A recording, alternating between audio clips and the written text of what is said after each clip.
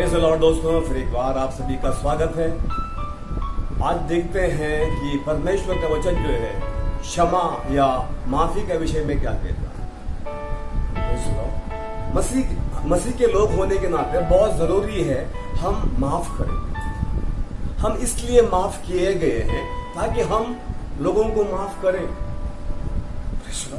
पहले हमें माफी दिया गया है, इसलिए आज हम जानते हैं माफी का महत्व क्या है, माफी मेरे लिए क्या मायने रखता है, आज हम जान सकते हैं। और जब हम जानते हैं या चखा है माफी क्या होती है, तब हम जो है दूसरों को माफी दे सकते हैं।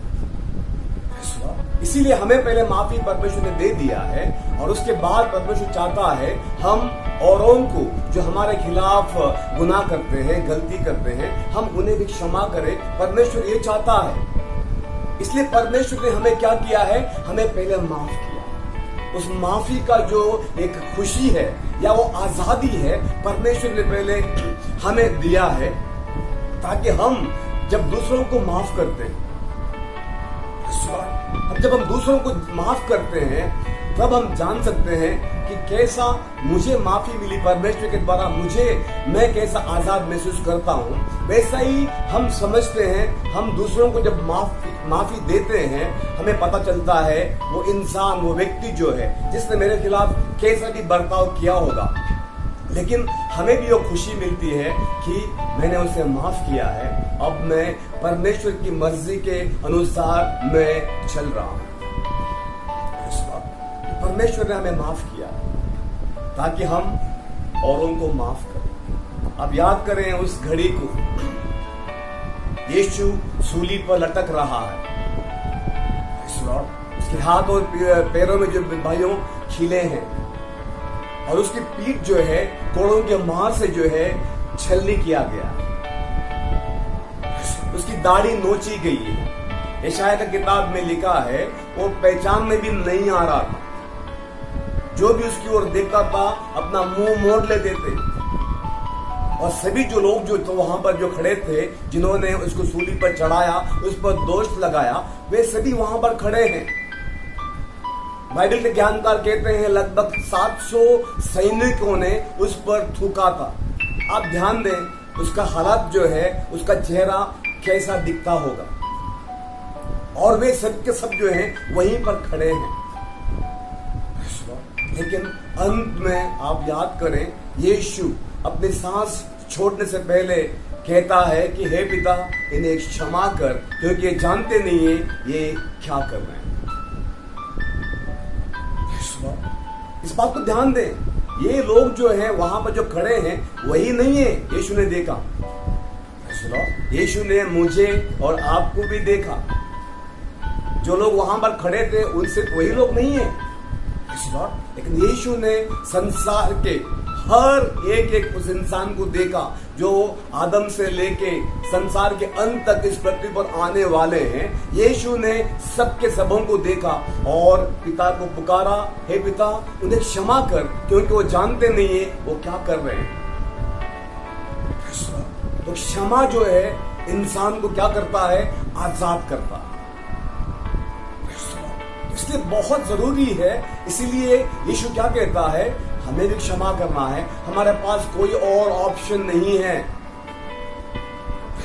यदि हम चाहते हैं कि क्षमा मुझे चाहिए लेकिन मैं दूसरों को क्षमा करने को तैयार नहीं हूं, तो मुझसे बड़ा स्वार्थी इंसान इस संसार में और कोई नहीं होगा।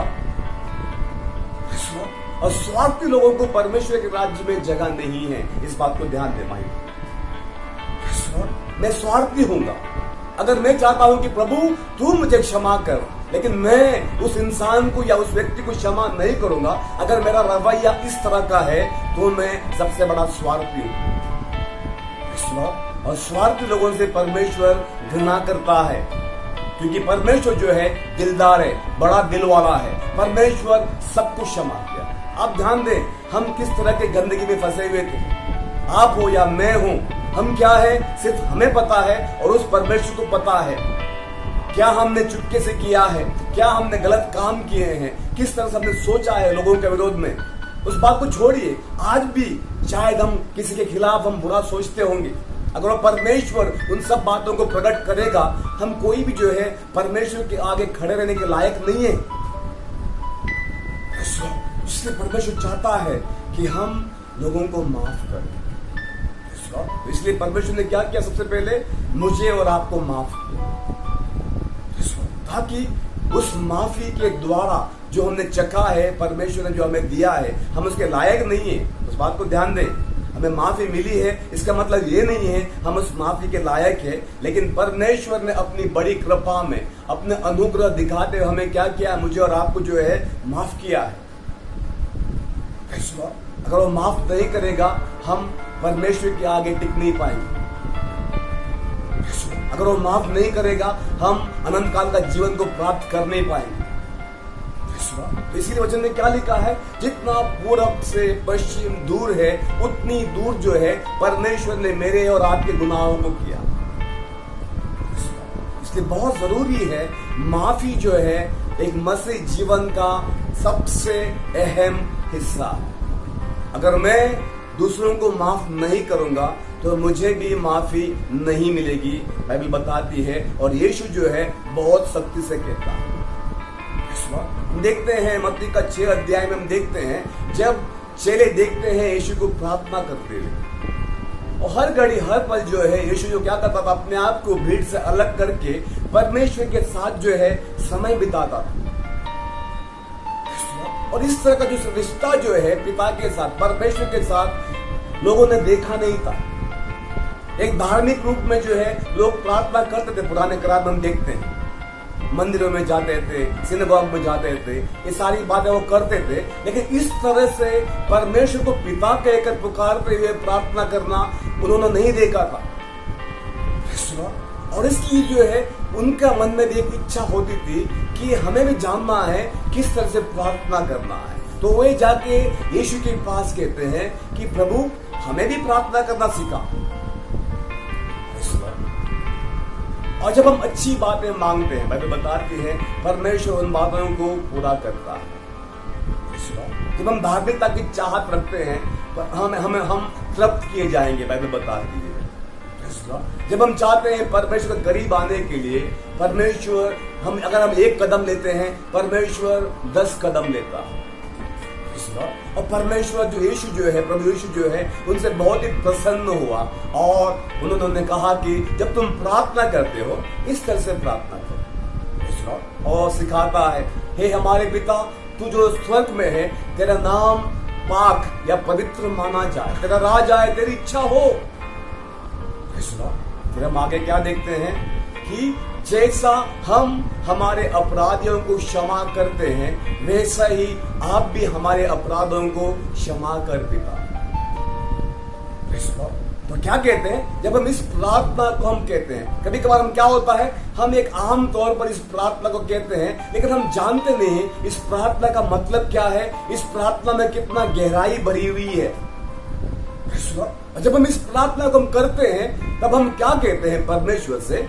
जैसा मैं मेरे अपराधियों को, जिन्होंने मेरे खिलाफ बुरा बर्ताव किया है, जैसा मैं उन्हें क्षमा करता हूं, वैसा ही पिता तू भी मुझे क्षमा कर। यानी कि मैं खुद कह रहा हूं, प्रभु अगर मैं मेरे अपराधियों को क्षमा नहीं करूंगा, प्रभु तू मुझे क्षमा मत कर। देखिए कितनी गहराई या कितनी गुप्त बात जो है इस प्रार्थना में छुपा हुआ। जब मैं दूसरों को माफ करता हूं, तब मैं परमेश्वर के माफी का हकदार बनता हूं। अगर मैं दूसरों को माफ नहीं करता हूं, लेकिन तो मुझे माफी नहीं मिलेगी। ये परमेश्वर के राज्य का सिद्धांत है। यीशु क्या कहते हैं? जो तुम बोते हो वही तुम कटनी करोगे। इसलिए बहुत जरूरी है मैं और आप जो है माफ करें। हो सकता है कभी कभार जो है बहुत ही कठिन होता है, क्योंकि लोगों ने इस तरह का व्यवहार हमारे साथ किया होगा, या हमने दुख झेला होगा, हमें धोखा मिला है, परेशानी मिला है। कभी कभार जो है हमें तकलीफ होता है उन लोगों को माफ करने के लिए। लेकिन क्या आप इस बात को ध्यान दें या सोच कर देखें क्या जिस तरह से यीशु गुजरा है, उसके अपनों से पीड़ा या दर्द या धोखा उसने सहा है, क्या उस तरह का पीड़ा, दर्द या धोखा क्या मैंने और आपने सहा है? जस्ट सोच के देखिए, जस्ट सोच के देखिए। हम तो पापी इंसान हैं। इस वक्त हम कितना भी बोले, हमने गलत किया ही है। हम ये कभी बोल नहीं सकते हैं कि मैं निर्दोष हूं, मैं निष्पाप। लेकिन यीशु जो निर्दोष, निष्कलंक, निष्पाप इंसान जो है, जिसने कोई भी गुनाह नहीं है किया है, उसके बावजूद जो है लोगों से उन्होंने इतना कुछ सहा, इतना पीड़ा सहा, इतना दर्द सहा, फिर भी उसके बावजूद भी यीशु अंत में कहकर जाते हैं, हे पिता इन्हें क्षमा कर, क्योंकि ये जानते नहीं है ये क्या कर रहे हैं। क्या हमने इतना धोखा सहा है? क्या हमने लोगों से इतना पीड़ा सहा है? क्या हमने लोगों से इतनी नफरत सही है जो यीशु ने सही है? जस्ट सोच के देखें, जस्ट सोच के देखें। तो इसलिए जब हम जो परमेश्वर की ओर से अपने माफी को हासिल किया है, जिसके हम हकदार तो नहीं है, जिसके हम काबिल तो नहीं है, फिर भी परमेश्वर जो है मुझे और आपको माफ करके चला गया। यीशु सूली पर चढ़ा, तो भाइयों बहनों, उसमें मेरा और आपका पाप भी शामिल है, हमारा झूठ भी शामिल है, हमारा गंदगी भी शामिल है। वो सिर्फ उस वक्त के लोगों के लिए चढ़ा नहीं है सूली पर, मैं और आप भी शामिल हैं। हमारा पाप भी जो है यीशु को सूली पर ले गया, आपका पाप भी जो है यीशु को सूली पर ले गया। तो उस तरह से जब हम देखते हैं, तब हम समझ पाते हैं कि यीशु ने क्या ही अद्भुत कार्य किया है मेरे लिए। भले उस वक्त मैं नहीं था, लेकिन भाइयों बहनों, मेरे और आपके गुनाहों ने जो है यीशु को सूली पर ले गया। तो जब इस नजरिए से हम देखते हैं, तब हम जान पाते हैं कि परमेश्वर की कितनी बड़ी कृपा, परमेश्वर का कितना बड़ा अनुग्रह जो है मुझ पर और आप पर हुआ है। इसी कारण जो है आज हम जो है परमेश्वर के संतान ठहरे हैं। अगर यीशु सूली पर से माफ नहीं करता, बिना माफ किए वो अपना सांस छोड़ देता, अपना जान छोड़ देता, तो आज मुझे और आपको जो है क्षमा नहीं मिली होती। क्योंकि उसने कहा अंत में जाते जाते कि हे पिता इन्हें क्षमा कर, क्योंकि ये जानते नहीं है ये क्या कर रहे हैं। इसीलिए जो है परमेश्वर पिता ने उसकी प्रार्थना सुनी और यीशु के लहू के द्वारा जो है मेरे और आपके पाप जो है धुल गए हैं। तो इसलिए आज परमेश्वर चाहता है, जिस सामर्थ से हमें क्षमा किया गया है, उसी सामर्थ के द्वारा जो है मैं और आप जो है हमारे उन गुनहगारों को क्षमा करें जिन्होंने हमारे खिलाफ गुनाह किया। तो इसीलिए मत्ती का 6 अध्याय 15 वचन क्या कहता है? यदि तुम मनुष्य के अपराधों को क्षमा नहीं करोगे, तो तुम्हारा जो स्वर्ग में जो पिता है वो भी जो है तुम्हारे अपराधों को क्षमा नहीं करेगा। इसलिए बहुत जरूरी है हम जो मसीह लोग जो हैं क्षमा करें। आज बहुत सारे लोगों का जो वो समस्या से गुजर रहे हैं, उसमें से सबसे बड़ी वजह है क्षमा ना करना या कड़वाहट। नीति वचन में क्या लिखा है? कड़वाहट जो है एक इंसान के हड्डियों को सुखा देता है या कमजोर करता है। बहुत सारे जो हड्डियों की जो बीमारियां जो है उसका जड़ जो है न क्षमा। आप स्पॉन्डिलाइटिस लें या जोड़ों का दर्द लें, ये बहुत सारे जो बीमारियां जो हड्डियों से जुड़ी हुई हैं, ज्यादातर उनका जो जड़ जो है, उसकी वजह जो है उस इंसान के अंदर किसी ना किसी के खिलाफ जो है कड़वाहट, गुस्सा या न क्षमा है। आप जांच लें, बहुत बड़ी वजह है। चिड़चिड़ापन, नींद न आना, खुश ना रह पाना, और हड्डियों की बहुत सारी जो बीमारियां हैं, हड्डियों का दर्द है, स्पॉन्डिलिटिस, संधिवात, ये सब हम कहते हैं, घुटनों का दर्द, जोड़ों का दर्द, सारी बात हम कहते हैं। इन सब का जो है बहुत बड़ी वजह जो है न क्षमा करना।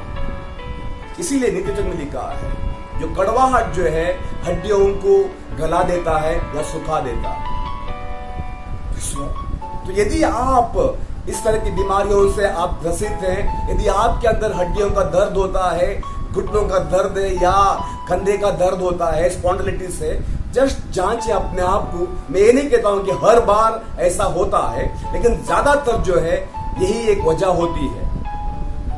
तो आप जांचें, क्या किसी के खिलाफ आपके अंदर कड़वाहट है? क्या किसी के खिलाफ आपके अंदर नफरत भरी हुई है? आप परमेश्वर के सम्मुख में जाएं और एक एक करके उन लोगों को माफ करना शुरू करें। मैं आपसे वादा करता हूं, आप उस परेशानी से, उस पीड़ा से आप छुटकारे को प्राप्त करोगे, क्योंकि क्षमा में जो है बहुत सामर्थ्य।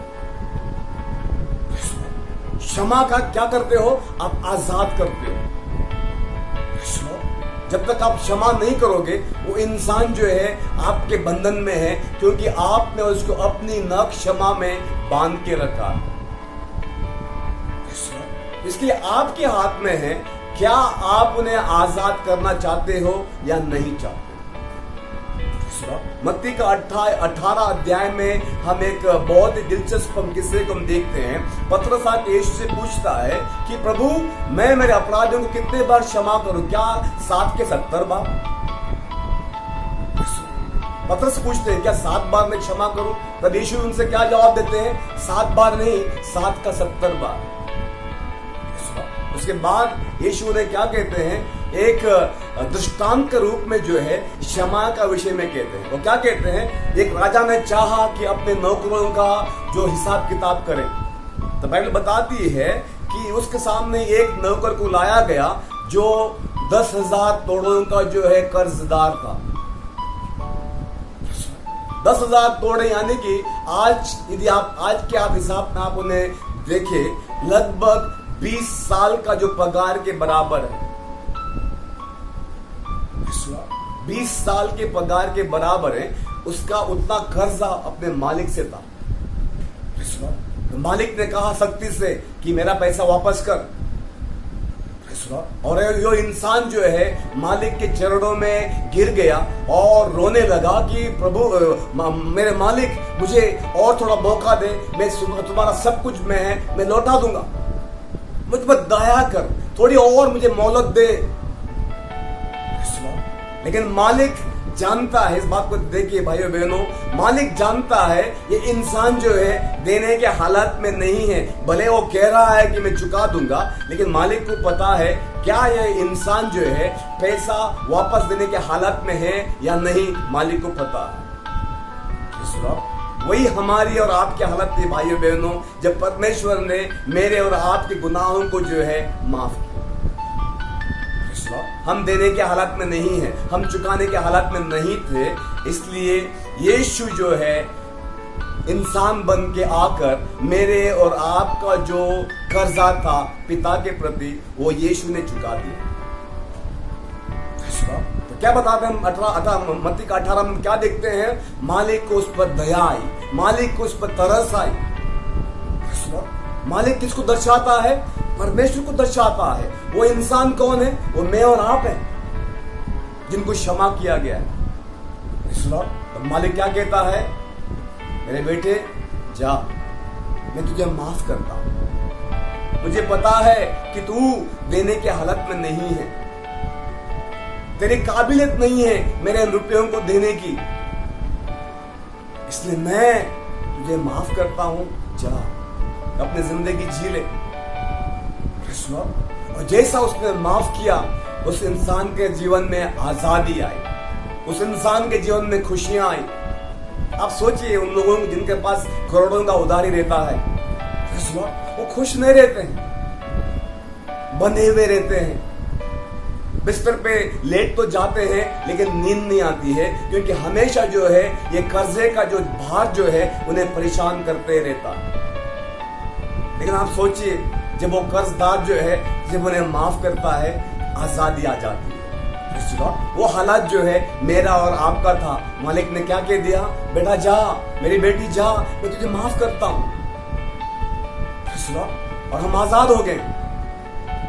लेकिन आगे इस कहानी हम क्या देखते हैं, वो जो नौकर जो है बहुत खुशी खुशी जा रहा है और उसके साथी भी जो है उसके खुशी में शामिल हो रहे हैं। सोचिए आप, 20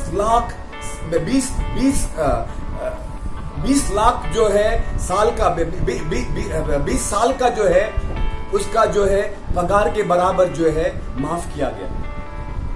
अगर वो 20 साल रोज काम करता, कितना आमदन, कितना उसका पगार होता है, कितना उसका इनकम होता है, उतने के बराबर जो है उसका कर्जा माफ कर दिया गया।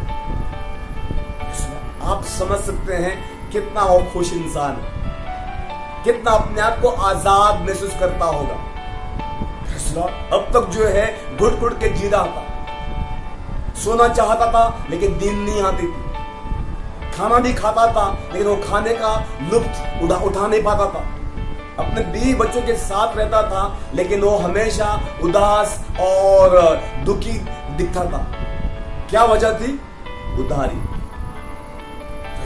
तो आज आप सोचे, उस इंसान को आजाद किया गया है और खुशी खुशी जो है इस खबरी को बताने के लिए, अपने बीवी बच्चों के साथ बांटने के लिए वो खुशी खुशी जा रहा है। लेकिन आप ध्यान दें, हर इंसान जो है कितना एक स्वार्थी है। हम अपने को क्षमा चाहते हैं लेकिन हम दूसरों को क्षमा करना हम नहीं चाहते हैं। तो क्या कहता है बाइबल, क्या बताता है, जैसा वो जा रहा है उसको अपना संगी दास मिल जाता है जिसका 100 रुपया बाकी था।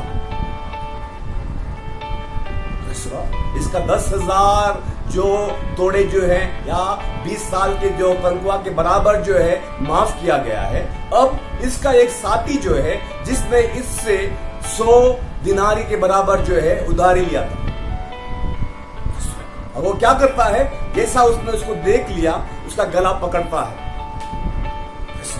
कितना एक दर्दहीन इंसान है, दयाहीन इंसान है। जब इसको जरूरत थी, मालिक के पैर में गिर पड़ा और विनती करने लगा कि मुझे मौका दे, मुझे मोहलत दे, मुझे मोहलत दे। लेकिन यहां पर उसका साथी अब मिल चुका है जिसका 100 दिनारी का एक कर्जा था, और वो क्या करता है, उसका गला पकड़ता है और कहता है कि मेरा 100 रुपए निकाल। और वो इंसान जो है रो पड़ता है, विनती करता है, मिन्नतें करता है कि मेरे दोस्त, मेरे भाई, मैं तुम्हारा उधारी जरूर चुका दूंगा, मुझे थोड़ी सी मोहलत दे। लेकिन हम क्या देखते हैं, ये माफ करने को तैयार नहीं है।